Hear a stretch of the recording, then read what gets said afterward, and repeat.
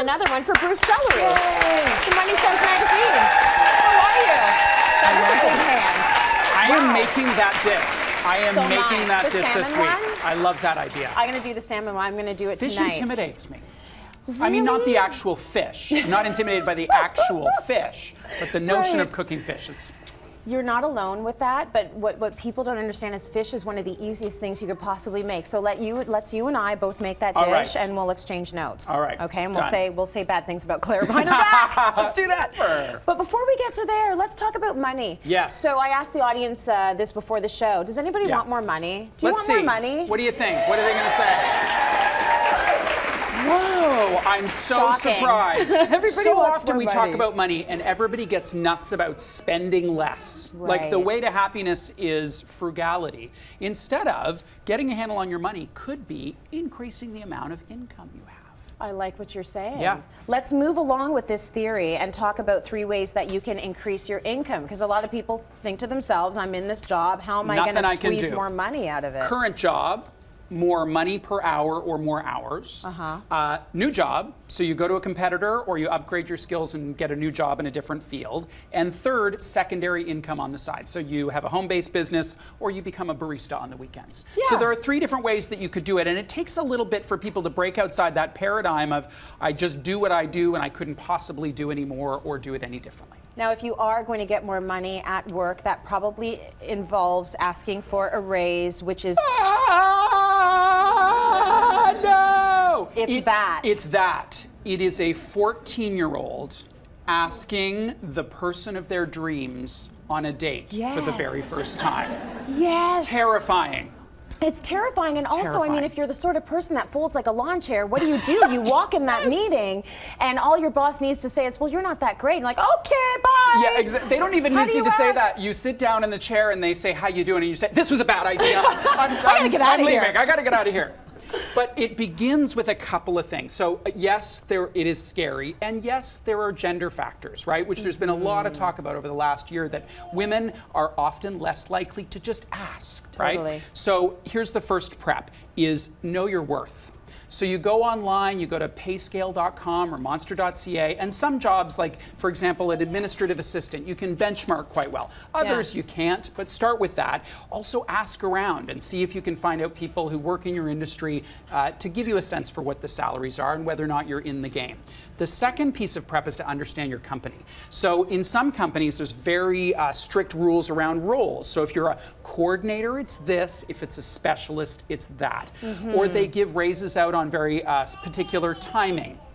Or the percentage that a raise is quite easily defined. Right. So find out more from HR, from more senior colleagues, just so you know what you're walking into. Because if your company has very strict rules and you muster up all the confidence in the world and you say, I'm here for a 20% raise, your boss may think, what exactly are you smoking? Right. Because that is never happening here. Yeah, you haven't done your research. You haven't done your research, you poor thing. The third part of your preparation, which is the most valuable and the kind of weirdest, practice. Practice. So I have done this many times over my career, and sometimes I do it with another person, like your best friend or a spouse. Sometimes I do it in the mirror. So the phrase really is as simple as, I'm here to ask for a raise. But it's like the most absurd phrase ever. So you can kind of work out some of your emotional kinks by saying to your best friend, all right, I'm going to ask you for a raise. And you can even have them role play different reactions, like stern and playful and an automatic yes, just so you get used to what does this conversation kind of feel like. I think that's such a good idea. So that you're going to be able to handle whatever's thrown back at you, because I think that's what people are unprepared for. Do you actually tell them you're going to be asking them for a raise before, when you're setting up the meeting? I wouldn't do it in advance. No. I would book the meeting. So this is not a, hey, do you have 5 minutes? Right. I would book the meeting so that the door is closed and it's sacred. So that's step 1. Step 2, start by asking for a raise. Okay. So, hey, I'm here to talk to you about my compensation. I'd like a raise. Right. Right? And it's as simple as that. Some of the people in the audience are looking at me like, oh, you're crazy. Do you mean just say it like that? Just say it. Yeah, because that's really the question. And then here's the next part, which is so important. Yeah. Explain why you deserve a raise, not why you want a raise. As a boss, I don't actually care that you've got young kids. I mean, they're cute and everything. I don't care that they want to play hockey. I don't care that your mom's sick, particularly. No. But what is relevant to me as your boss is your performance, its external equity, and internal equity. So are you in the game in terms of other people who work in the company or other people who work outside the company? And that's really, really important, a really important distinction. Also tell them how much you're looking for, which this makes me crack up too, because it's like, oh, I don't know, like 1,000,000%, or I don't know. But come up with something that's reasonable. And then here's the biggest challenge of all. Shut up. Let them listen. talk. And listen. And just listen. Because you know me, I'm a big blabber, blah, blah, blah. I could like justify the business case for 3 years, but you need to just listen. And then the last part of that is after they've said whatever they said, agree on next steps. So should I come see you in a week?